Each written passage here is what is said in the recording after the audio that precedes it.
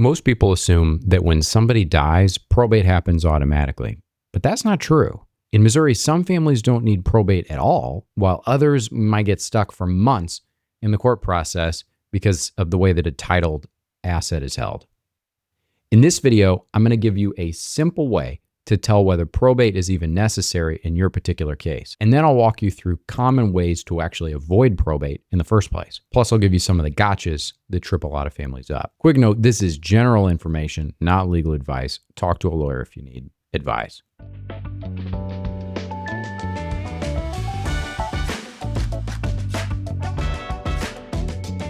Hey guys, my name is Dan Schnurbusch. I'm an estate and probate attorney out of St. Charles, Missouri.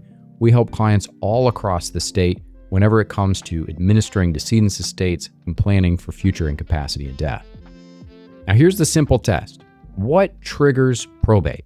Well, what triggers probate is all about title ownership at death. So if an asset is in a deceased person's name alone, it doesn't have a contractual beneficiary set, it doesn't have a joint owner, that asset has nowhere to go except through probate. There's no mechanism for the transfer of that property into the name of the heirs, okay, in most cases, at least in the state of Missouri. So you have to go through the probate court system. That's what probate is for. So you got to ask yourself, how is each asset titled?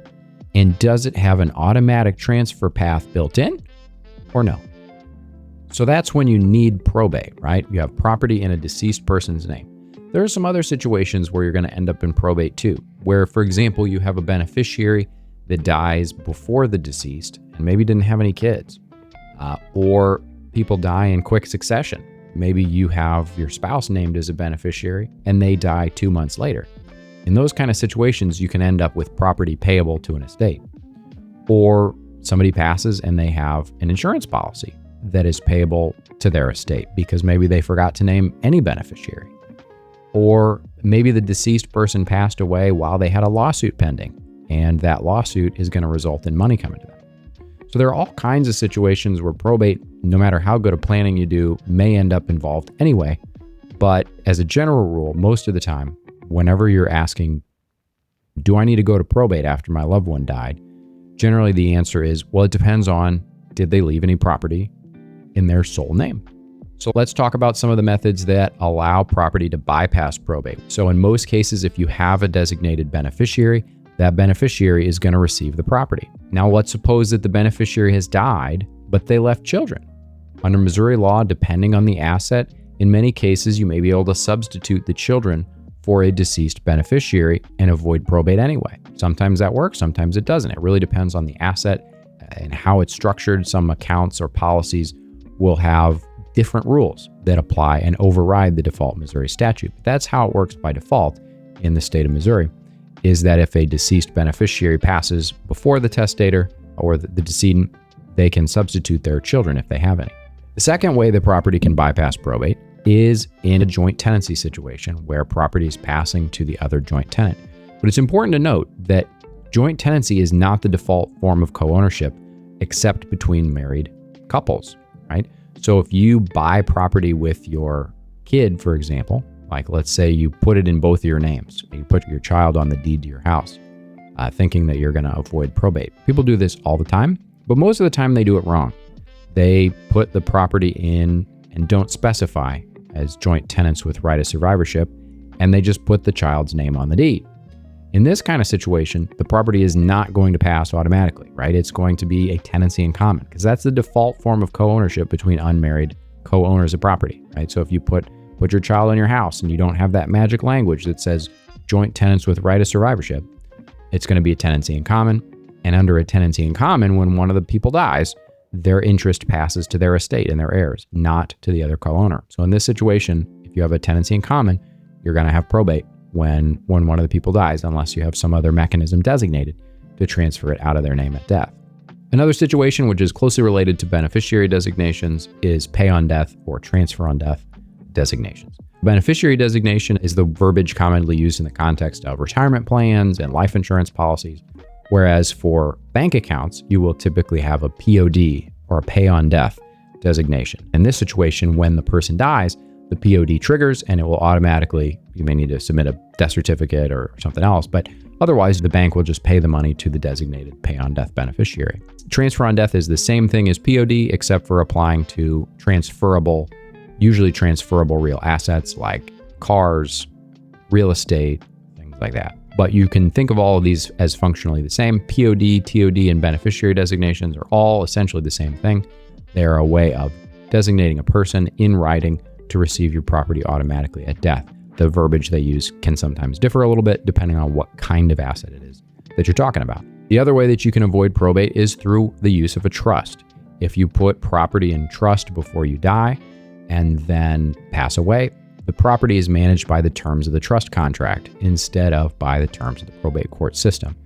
So if you have a house in there and your trust says, I leave my house to my kids, the trustee, the designated person in the trust to manage your property at death, is then responsible for distributing that property to whomever the beneficiaries are, or otherwise complying with the trust terms. There may be situations where the trustee is required to retain the property, depending on how the trust is written. So the trust is essentially just a contractual system or contractual operating system for dealing with distributing, managing property after death that is handled entirely outside of the probate court system. This has pros and cons. The advantage of it is that it doesn't require going to court.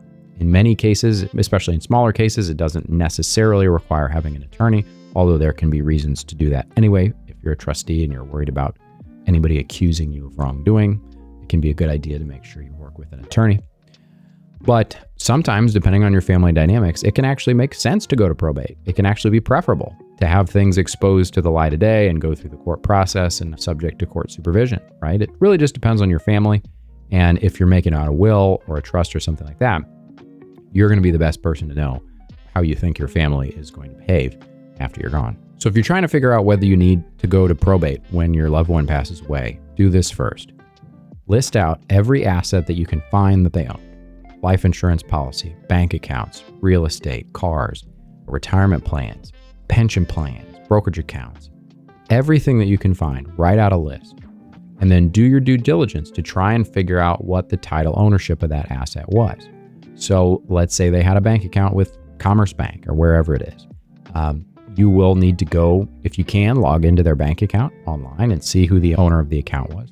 You can call the bank and ask them, hey, can you tell me how this was titled? Does the account have a beneficiary on it? They may or may not be willing to talk to you. It kind of depends on who you are, whether you're an authorized person or a designated beneficiary and whatnot, but it's a good place to start. If you get bank statements in the mail from this account, you can usually infer the title ownership from that document. You don't always know who the beneficiary is if there is one, but you can often figure out who the owner of the account is based on either it'll say somewhere on the document, it may only say on the mail. The mail might say, John and Jane Smith as the designated recipient of the statement, or it might say, just John Smith. It really depends. Not all bank statements look the same. But that's one way to try and get an idea of how title ownership is held for that account. For life insurance policies, in most cases, you'll just call the life insurance company and ask them, am I the designated beneficiary? Is there a policy here? Am I the designated beneficiary? And if you are, in most cases, they'll have you fill out a form and they'll give you the money. But if you're not, then you may need to move on or figure out who is, unless there's some basis to challenge any designation or something like that. If we're talking about cars, you'll need to look at the title to the vehicle. Does it say, Jane Smith, TOD, transfer on death, Jim Smith, something like that? If it doesn't have a TOD on there, it may need to go to probate. If it has a joint owner who's alive, if it says John and Jane Smith and Jane is still alive, then the car belongs to Jane. And she just needs to go to the DMV and get the title turned over into her name, right? That would not need to go through probate. A house, how's the house titled? Maybe John's the only one living and there is no spouse there, and there is no beneficiary deed. It's just in John's name. How do you figure that out? Well, you can call the Recorder of Deeds office for the county where the deceased person lived and where the property is. And you can say, hey, John passed away. He had a house here. I want to see if there's a beneficiary deed on the house. In many counties, the county recorder will be able to look through and tell you if there's a beneficiary deed recorded on the property, or at least help you get copies of whatever has been recorded so you can kind of make that determination for yourself or in collaboration with your attorney. Once you've gotten a pretty clear picture of whether there's going to be anything that needs to go through probate, it might be a good idea to call an attorney just to get an idea of if there's anything else that needs to be done, or if you need to go through the probate process, going ahead and getting that started. Because usually with probate, the sooner you get started, the better. The more options you have as far as the types of probate you can go through, the options you have for dealing with creditors, preventing family disputes, and so on. Usually the sooner you get started, the better. Some people get upset because they'll say, oh, Jane decided to get started with probate right away and she didn't even go through a grieving process. Most of the time, those people just need to be educated about the process and what needs to be done, and recognizing that it's not an attack, it's not an assault on your rights or anything like that. It's just something that has to be taken care of when people pass away in many cases. So that's it for today, folks. This has been Dan Schnurbusch. We're talking about probate and estate planning in the state of Missouri. If any of this resonated with you or you need more help, go ahead and reach out and we'll see what we can do for you. If you enjoyed this video, go ahead and like and subscribe for the algorithm. We'll see you in the next one.